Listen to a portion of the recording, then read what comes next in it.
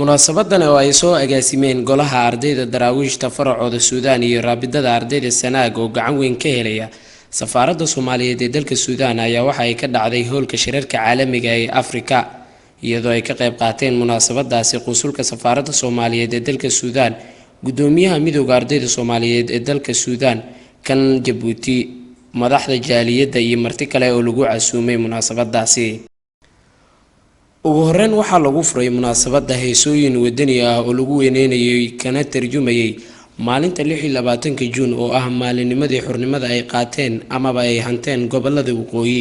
sidoo kale waxaa meesha ka marnayna lagu soo bandhigay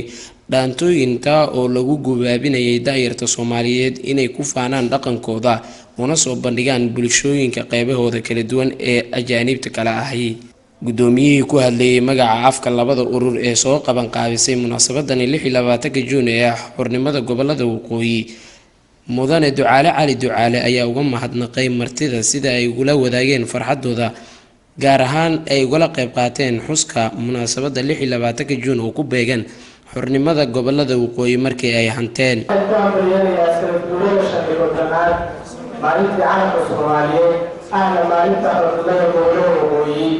waxay ku leedahay hambaliyo dhammaan waxay ku leedahay sida quruxda badan ee barnaamijka looga soo qaybqaateen idinkoo ku maasteen waqtigiina loo soo warteen iyadoo nabadaan tahay way ka mahadcelinaynaa dhammaantiin xafladku kulliba calasaarkii ahaday dhammaan waxay ka mahadcelinaynaa sida quruxda badan looga qaybqaateen wasalaamu calaykum waraxmatullaahi tacaala wabarakaatu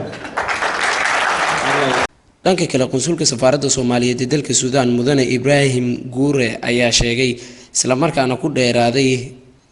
qiimaha ay leedahay maalintan iyo waliba raggii u soo halgamay inay hesho Soomaaliya xornimo haday noqoto koonfur iyo waqooyi intaba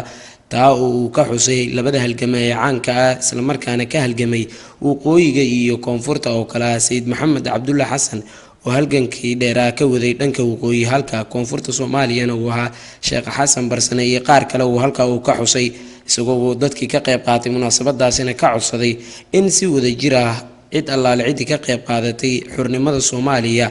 in loogu duceeyo munaasabadan awgeed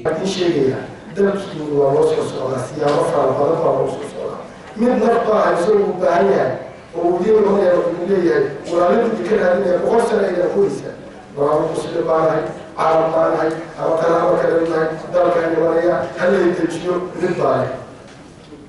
من مرايك الرواية وكرامين من الجسور والسور وكل كبرت لأوبيرها عليه وحبنا فرق ضل وتركها أي أكيد إنه يسوق فايز من نوع كل مريا مرايك أخرى تجسس كل مريا يقولون من أوروبا إلى وحفاني إلى وحفاني إن ولنا كاينكو إن كمان سكوت الكرو والولي على وحفاني سببها نقول ما يفيدين ذكر الدنيا إن عرب إيرانيان من نماذج الحوثيين مامورات الصومالية يقول إسرائيل أي تاجران وقولوا ذا أي موجيان وتاجران